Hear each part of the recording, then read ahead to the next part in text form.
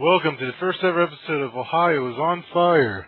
I am your host, Big Diesel, and I'm here to represent what Ohio is all about. After many months of practice, I'm ready to do this thing. I'm ready to go live with this bad boy. Everyone's got to know what Ohio is all about, and I got to talk about it. But before I get any further, I want to talk about a little bit more about what the purpose of this show is. I've been thinking about it for months, and I just want to showcase all the good talent that's going around in the state of Ohio. You know, we got a lot of sports. You know, sports is popular around here. We got a lot of good music bands that are around here in Ohio. You know, a lot of individual talent. You know, people trying to become stars, if you will. A lot of big things are popping here in the state of Ohio. Now I want to cover that here on this show. That's why the show is Ohio is on Fire. And hopefully in upcoming weeks, I don't have any guests today, but hopefully in upcoming weeks I can get some people on here. This is a brand new show. You know, I am a brand new host. Never really done radio before, but I have a passion for radio. I'm hoping to have a good career in it, and hopefully get better at it as time goes on. So I apologize if I suck today. And but let's see what I got. Let me see what I got on tap here. I got a big thing of notes here.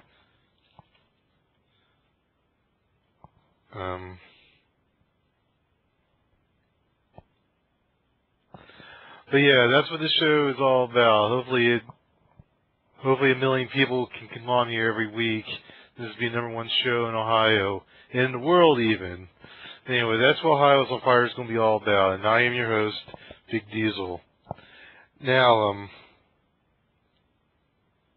one of the features that we'll have on the show is a thing called the Ohio Hotspot of the Week. We talk about a nice location around Ohio, a place that people could go to every week, or people that might be a place that people might be interested in when they're here in the state of Ohio. And my first ever Ohio Hotspot of the Week is going to go to the legendary Rock and Roll Hall of Fame located in Cleveland, Ohio. Now, the Rock and Roll Hall of Fame, Cleveland, Ohio, is home to the enshrinement of many musical legends in the music industry that dates for around 1950s up to your current artist stuff today. But you'll see a lot of exhibits, a lot of I guess gift shops, if you will. But anyway, I got a little tidbit about the place. Since its opening in 1995, the Rock and Roll Hall of Fame and Museum has established itself as the premier home of the celebration and study of rock and roll music. The exhibits, the educational programs, and performance events have made the museum a mecca for all fans and the artists themselves. Research show that the museum is the most popular and best attended Hall of Fame in all of America. That sounds pretty good. And the location of this place is on One Key Plaza, 751 Earside Avenue, Cleveland, Ohio, zip code 44114 in case anyone's interested. Anyway, but if you love music like I know a lot of people do, you'll enjoy going there. It's in Cleveland, Ohio. So anyway, that's your Ohio Hotspot of the Week. And look forward to more of those in the upcoming weeks as we highlight some more locations that are hot in Ohio. Now, another thing I like to talk about, I'm really big into sports. That's going to be a feature on this show also. We talk about sports that are happening around Ohio, not necessarily what's happening all over the world or like what's big in general. Because you know, every day you go on ESPN, you always hear about the Yankees and the Red Sox or the Lakers, all the big rich teams. Then you don't know about other stuff going on. But if you go on this show, if you're interested in Ohio sports, you're going to hear about Ohio sports here on this show. And I'm just going to rant a little bit about some sports. First, I'm going to give a shout out to Cleveland Indians. They had a good season. The baseball season just ended, And of course, the Boston Red Sox, the Sox, have won the World Series. They're on their way to the World Series. They had to face the Cleveland Indians. And Cleveland Indians, they gave them a heck of a run. They went 7 games. And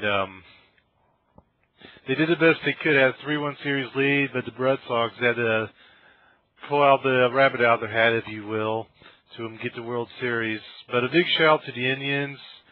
CC Sabathia did his thing. Jason Westbrook. And Travis Hefner, I think he's still on the team. I don't know a lot of roster players on the team, but they're from Ohio. I got to give them a shout out.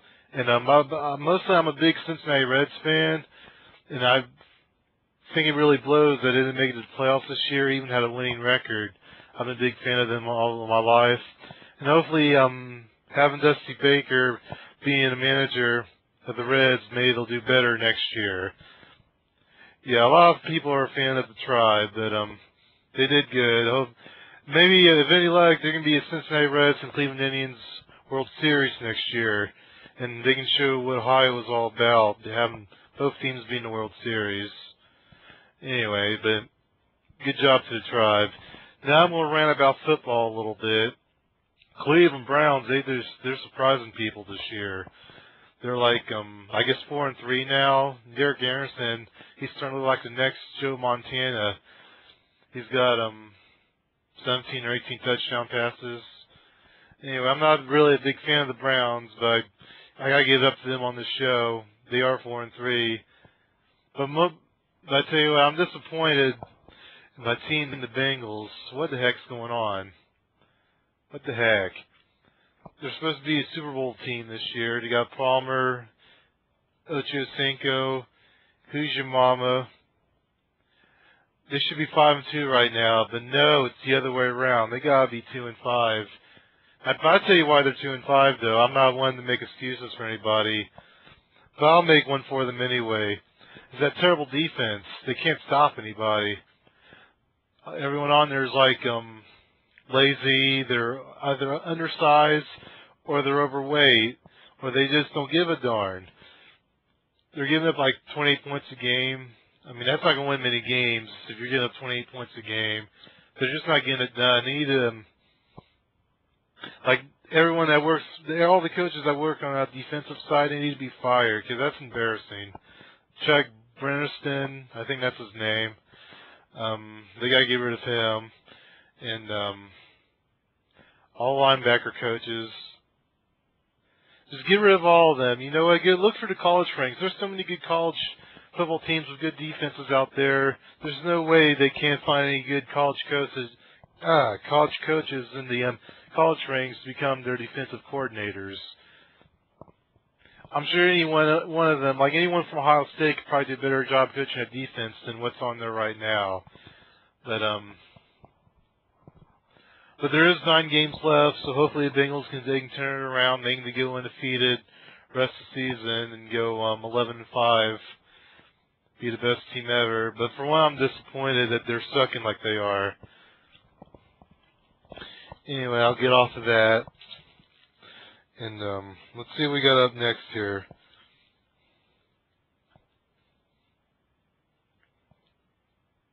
And before I go on, this is my first big show. I tried to do another show before, but I've had a lot of technical problems. I was just deleted, or I did a lot of private practice problems. You know, this is it for real. I practice, and I'll get better. So I hope I don't suck, like I said. And this is for real, my first big show. I'm excited. I love this website, nowlive.com. There's a lot of good programs on here. And hopefully I can have a featured show eventually. And I need some support from the people out there.